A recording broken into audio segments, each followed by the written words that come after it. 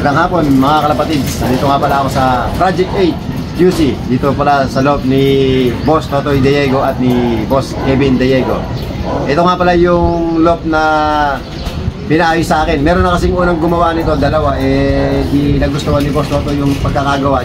Tsaka medyo matatagalan. Dahil magdadalawang linggo na, hindi pa na ipoforma yung buong structural ng loob.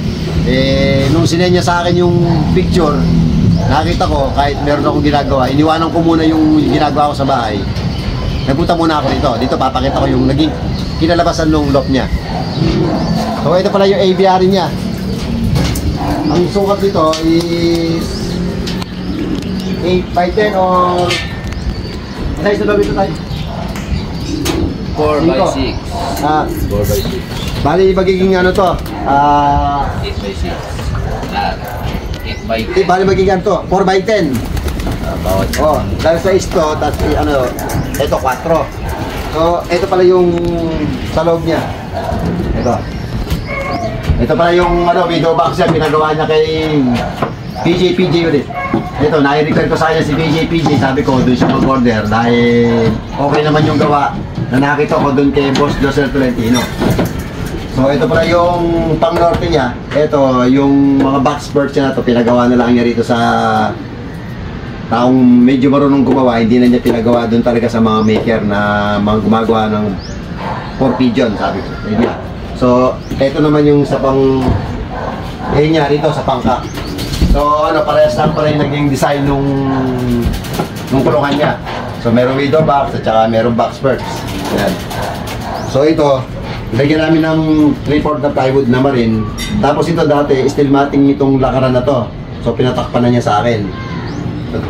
Tapos ito yung sa aviary niya, nilagyan namin ng sliding. Medyo may edad na nga yung mga ibon dito nung nalipat, buti lang naihabol ko agad yung kulungan niya. Kaya makapaglaro pa siya ng south kung ihahabol niya. So ito yung ano, yung sukat nung kulungan niya. Yung sa aviary niya, 4x4 yung flooring, 1x1 na steel matting, then yung buong paikot, yung harap at saka yung side ng aviary is 2x2 na steel matting na makapal. So mga kalapatids, ito pala yung kakaiba sa lahat ng ginawa ko. Biro mo, 20 years na akong gumagawa ng kulungan. Ngayon lang ako nakakita ng kulungan na merong training crates ng kalapati. Wow. Ito mga kalapatids, magaling talaga yung magtatay eh. Ito, para ito sa pan-training ng mga kalapati. Mamaya papakita ko yung harapan kung paano nila nire-release. Ayan o. Ayan, training crates yan. Ito tayo sa may waiting area. Tsaka sa ibabaw ng aviary nila Boss Totoy Diego. Bilib ako sa tandem nung magtatay na yan. Talagang mukhang focus na sila sa pagkakalapati. So ito pa yung pinakagdaanan. Yung papuntang waiting area nila.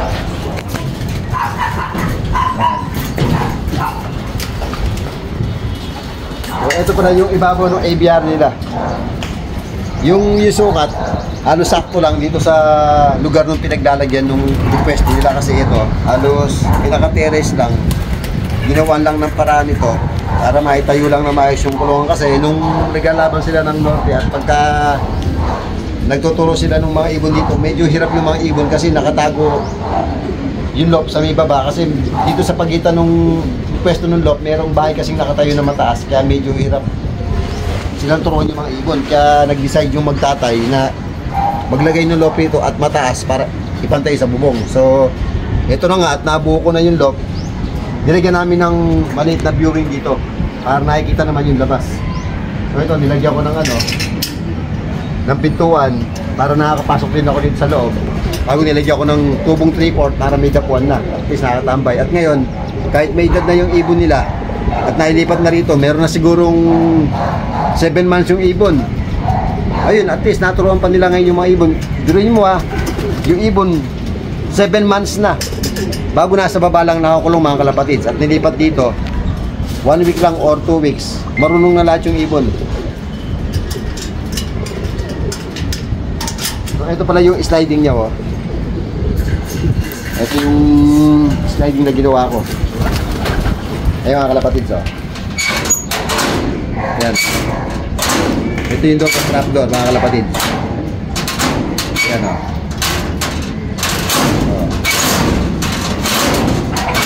Gawa rin yan sa 1/4 na stainless.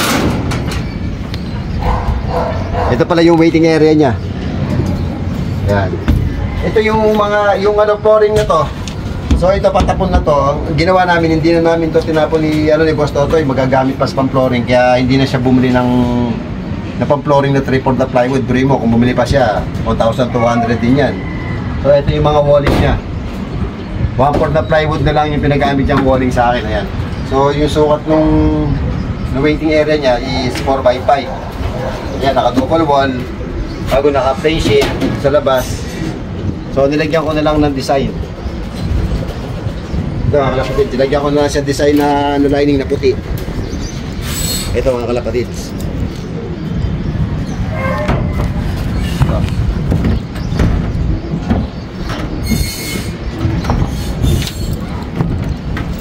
Ayan, ito yung waiting area niya. Ayan sa may side, ito yung sa back. Ayan mga kalapatids.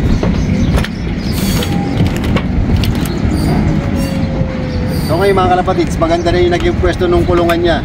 Unlike dati, kasi dati talagang hirap silang magturo ng ibon. Dahil nga nakatago yung pwesto at nandun sa may pinakasilong ng bahay niya. So ngayon maganda na. Saka ang napansin nila ngayon, hindi na sila gano'ng nawawala ng ibon dahil nga sa maganda na yung naging pwesto. Medyo mga kalapatids, malaki-laki din yung nagastos niya rito.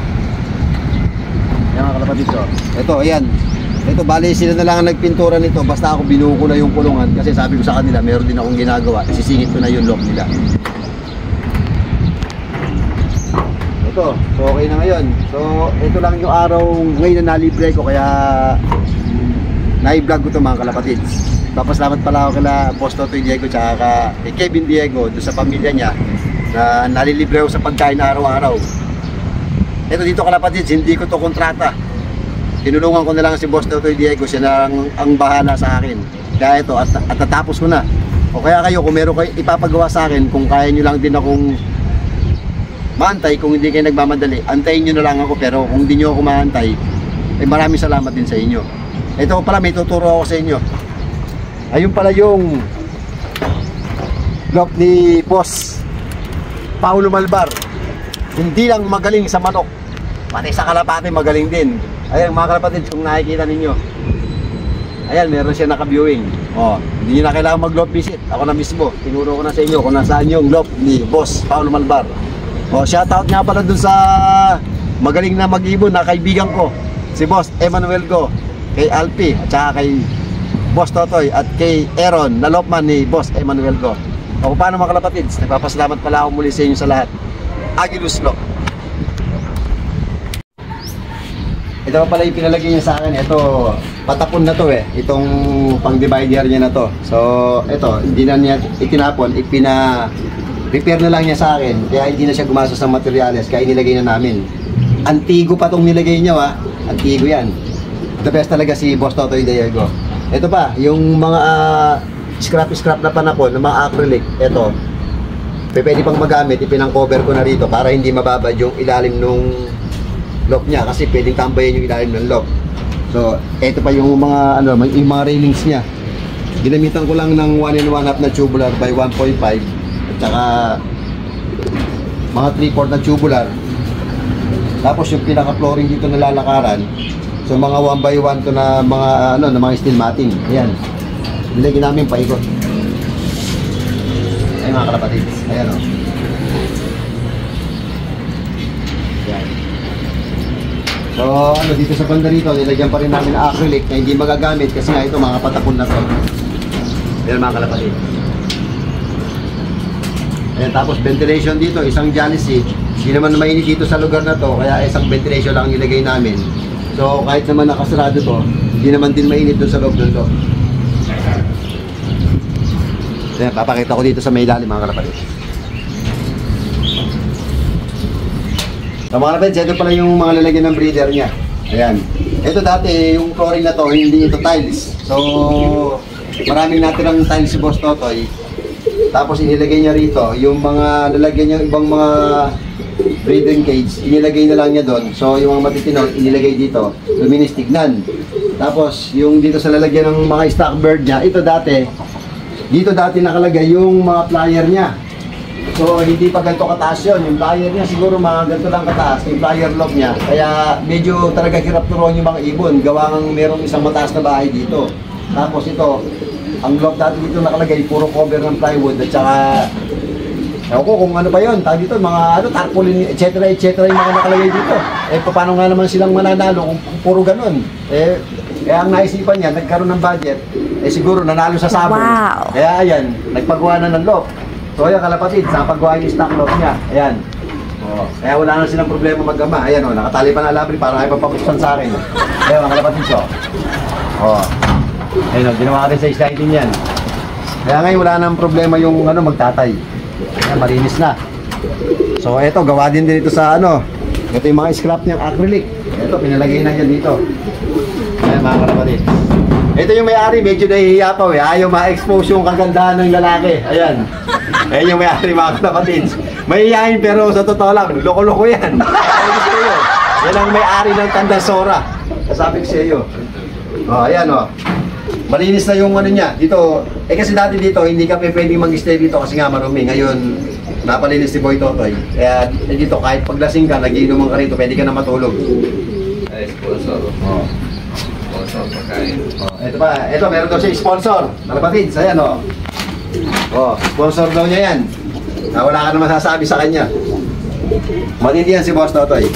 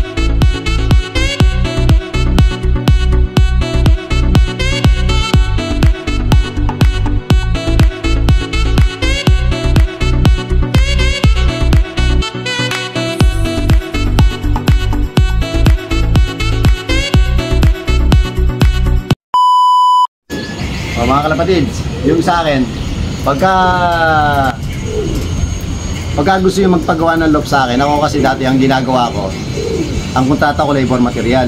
So, ngayon ako, hindi na ako nangunguntata ng labor material kasi ang iniisip kasi ng mga ibang nag-inquire sa akin, mahal ako maningil. Ngayon ang ginagawa ko na lang, ang kinukontrata ko na lang labor, hindi na labor material. Ang ginagawa ko, sila ang pinapabili ko ng materials. Kung ano yung gagamitin kong materials, sasabihin ko sa kanila at tatanungin ko muna sila kung anong gusto nilang materials. Kung dun ba sila sa makakatipid para yung matitipid nila, yun na lang ibabayad nila sa labor. At least, konti na lang ang ipambabayad nila sa labor sa akin. Ako matagal na akong gumagawa ng kulungan, pero never kong tinipid sa materials yung mga nagpapagawa sa akin. Kasi ako, pag ako gumawa ng kulungan, yung mga bakal, idinidivide ko talaga yan. Hindi ko tinitipid sa mga poste, doon sa mga horizontal na inilalagay ko. Hindi ko tinitipid yan kasi pag kulang ka sa poste at kulang ka sa horizontal, pag tinulak mo yung steel matting, sumusunod yan, kailangan meron kang patigas. At number 1, hindi ako gumagawa ng malaking viewing sa ibabaw ng aviary. Biruin mo, ba't ako gagawa ng malaking viewing sa ibabaw ng aviary kung ang ilalaban mo lang ay 4 na kalapate? Kasi meron ako narinig na issue, yun daw ginawa kong viewing maliit lang. Napaka common sense mo naman para sabihin yun na maliit lang. Eh ang ilalaban mo lang 10 kalapati lang o 5 kalapati. Hindi naman kailangan gumawa ng malaking viewing dun sa ibabaw ng aviary. Kung gagawa ako ng malaking viewing sa ibabaw ng aviary, masasakupan na yung buong landingan ng aviary. Tsaka yung sa nilagay kong pasukan ng ibon doon sa entrance, dapat hindi mo na pinapalitan sa may-ari ng kulungan. Alam mo kung bakit? Kasi nagmagaling ka lang. Yung naninira sa akin para pagkakitaan yung may-ari ng loft na nagpagawa sa akin, bakit mo nilagyan ng super trap yung sa may ibabaw ng aviary?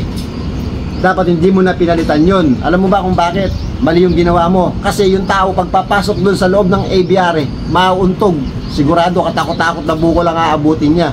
Biruin mo, ang dami mong binago dun sa kulungan na pinagawa niya sa akin para lang pagkakitaan mo, yung taong nagpagawa ng kulungan sa akin, nagmagaling ka.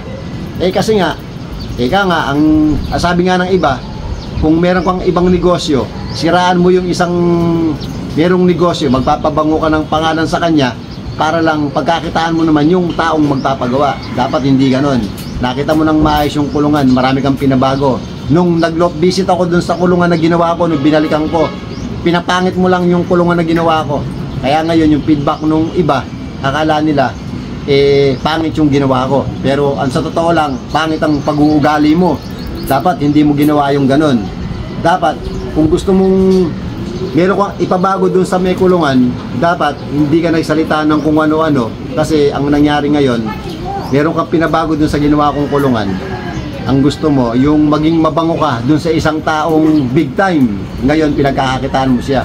Ang hindi naman alam nung taong nagpagawa sa'yo, etc. ng ganyan, hindi naman niya alam na binibilog-bilog mo lang yung ulo niya. Dapat hindi mo ginagawa yung mga bagay na ganun para lang pagkakitaan mo yung isang tao.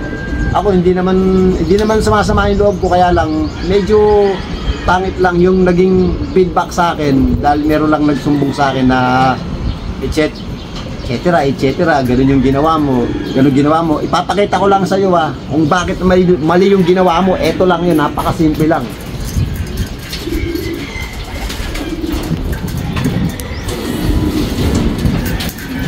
Eto, example dito yung tinuturo ko sa iyo. Kaya ganito yung nilagay kong pasukan dito sa kanya. Dito ito, ilalagay ko to dito, example. Kaya ito nandito, nilagay ko yung pintuan na to sa aviary niya para hindi siya maumpog na papasok dito sa loob. Kasi ito nga, dahil nakasukat to. Ngayon ang ginawa mo, para pagkakitaan mo lang yung taong may-ari ng kulungan, ito pinabaklas mo sa kanya. Nagpalagay ka ng super trap. Ngayon yung super trap na pinalagay mo, umabot siya ng hanggang dito. Biruin mo yung super trap, aabot dito yung ilalim. Pagkatingnan mo, hindi mauuntog yung lockman niya. Kada pasok niya sa aviary, puro abot ang untog ng gagawin niya. Dapat, kung gusto mong palitan yung ginawa naming pasukan ng ibon dito, dapat ang ginawa mo, sinukat mo na lang yung buong square na to. at nilagyan mo ng T-trap. Dapat ganun na lang yung ginawa mo. Eh, ikaw, boss, ayaw na lang kitang pangalanan, pero ikaw, hindi ko alam, tinitira mo pala ako ng hindi ko alam. Buti na lang may nagsabi sa akin. Pagka meron pa akong narinig sa'yo na hindi maganda sa ginagawa mo, na chinitismis mo ako, papangalanan na kita kung sino kang... Tandaan mo yan, hindi ako natatakot sa'yo. Ayaw ko lang ng gulo, pero ikaw, tinitira mo ako. Wala ka naman ambag sa buhay ko para tirahin mo ako. Ako, nagsusumikap ako sa trabaho ko nang para sa pamilya ko.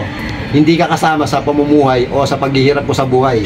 Kaya ikaw, maghanap buhay ka na lang nang para sa negosyo mo, tandaan mo yan. Nasusunod na meron pa akong malaman na chinichismis mo yung trabaho ko. Kaya sabi ko sa iyo, mapapaya ka sa akin sa Facebook. Ipopost kita kung sino ka. Pakakatandaan mo, ikaw kung sino ka man, hindi ako nagtitipid ng materyales sa mga loft dahil ang bumibili ng materyales sa loft, yung taong nagpapagawa sa akin, hindi ako. Ako hanggat kaya kong tipirin para matipid sa gastos yung magpapagawa, siya ang tatanungin ko, gagawin ko para magtipid lang siya. Para yung labor, makakatipid siya sa akin. O paano mga kalapatid, hindi ako nagagalit. Ako naiinis lang doon sa taong naninira sa akin na hindi naman totoo. Kaya kung ako sa iyo, kung gusto mo kumita ng pera, magsumikap ka, huwag ka na lang manira ng ibang tao. Maraming salamat po mga kalapatids.